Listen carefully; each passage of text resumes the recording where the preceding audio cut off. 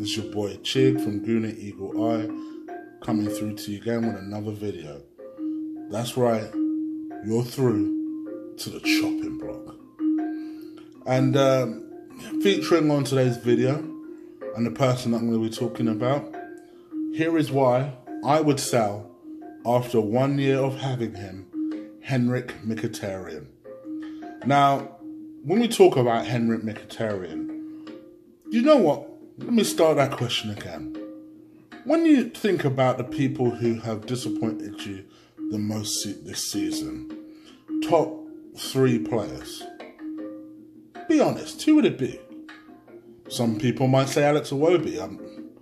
I disagree with that, but you're welcome to have your opinion. Some people might say Mesut Ozil, and I could even see the argument for that. Some people might say Mustafi, some people might say Lichtsteiner. But to be honest, the person that I have at the very top of my list is now, and the more I think about it, Henrikh Mkhitaryan. You know, I said this to a few people over the course of the last year, and people have always been a bit hesitant to admit it. But let's be real here. What has he actually done? You know, you look at the man, and he is 29 years old. In fact, in less than 2 weeks, will be turning 30 years old on the 21st of January. Joined us last January in a deal that involved Alexis Sanchez going to United and Henrikh Mkhitaryan coming to us. And what's he done? I mean, all right, for United, he scored 5 goals in 39 appearances in in 2 years of being there. For us, he scored 6 goals in 25 appearances. But I look back on it and I just think to myself, he's never really been good enough. You know, for all of the flack that Mesut Ozil takes about being lazy and not being involved and not putting in a lot of effort and not tracking back, do you know what? I'll level the exact same criticism for Henrikh Mkhitaryan. The guy's not good enough.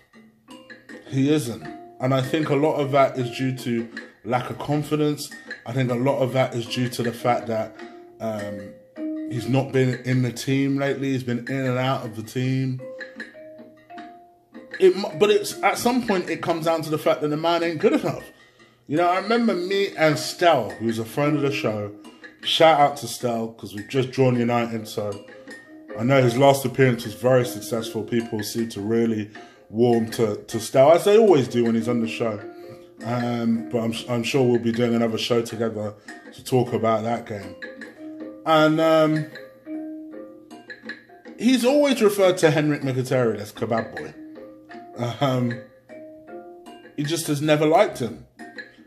And that Kebab Boy thing is kind of in reference to his physique and the fact that Stel had this belief that the motherfucker was never physically fit. And that was the reason that he had such lackadaisical performances. For me, I think there's a combination of things. I don't necessarily think it's the fact that he's not fit, but I just think there is a confidence issue, there is a commitment issue, there is a lack of understanding in terms of what position he plays best, which I believe is still as a number 10 position. But he seems to be allergic to work rate. And these are things that worry me as an Arsenal fan and as a fan of a team that need players to be good at high pressing. And he ain't. He ain't good at high pressing. So from a fan perspective, you say to yourself, well, what do you do with Mkhitaryan? Also, you think about the wages he's on. You know, bear in mind, we bought him in on a free. So buying him in on a free meant that, in theory, Arsenal had more money to play with. Because we didn't have a transfer fee to spend. So that means we had more money to potentially give to him and his agent. Henrikh Mkhitaryan is on £170,000 a week. And for all of you guys who are crying and complaining that Aaron Ramsey's leaving, just have a think about the fact that Henrikh Mkhitaryan is getting £170,000 a week. And for what? What's he doing? Other than his debut game, where I thought he played very, very well. In that debut game, got himself 3 assists, was unlucky not to get a couple of goals himself in that game. It was Everton at home. I will never forget that game. And he played very, very well. But other than that, what's he really done? And these are the things that you need to weigh up when you talk about Mkhitaryan. These are the things where you have to consider, is the man actually good enough? And in my opinion, he ain't good enough. You know, and I really wanted to see Mkhitaryan do well. If for no other reason, and admittedly very selfishly, I just wanted to be able to say to Stel, see, Jose was shit. He couldn't get anything out of Mkhitaryan. But you have to take a step back and think, maybe he didn't get anything out of Mkhitaryan because there ain't nothing to get. The man ain't good enough. You know, and, you know, I've had an opportunity to watch him live. I think his movement is poor for an attacking player.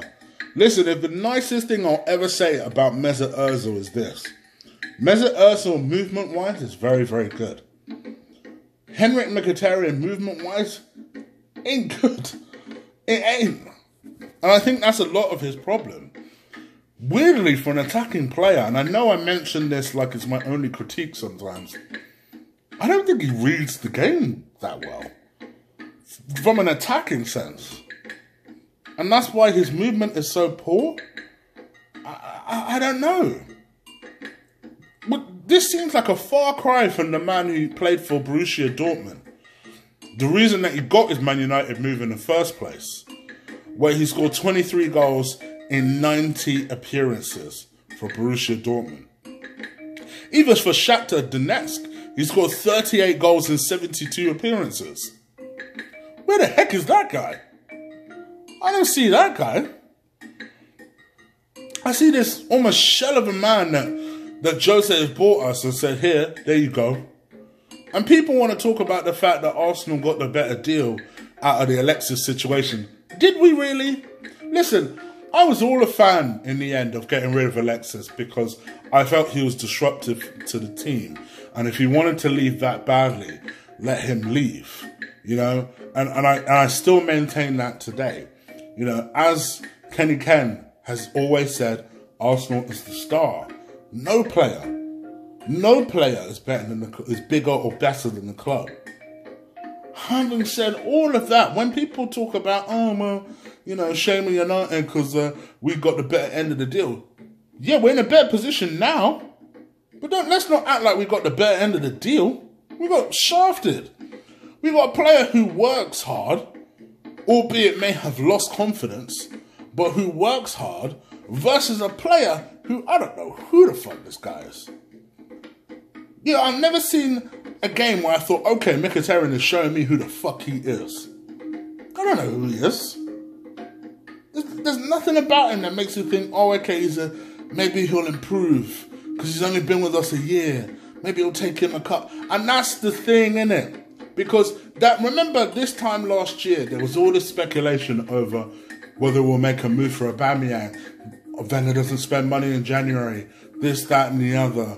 And then, because of that, people felt that the move for Mkhitaryan would encourage Aubameyang to come. And maybe in the end, that was what the move was worth. That giving Alexis away meant that we could get Aubameyang via getting Mkhitaryan.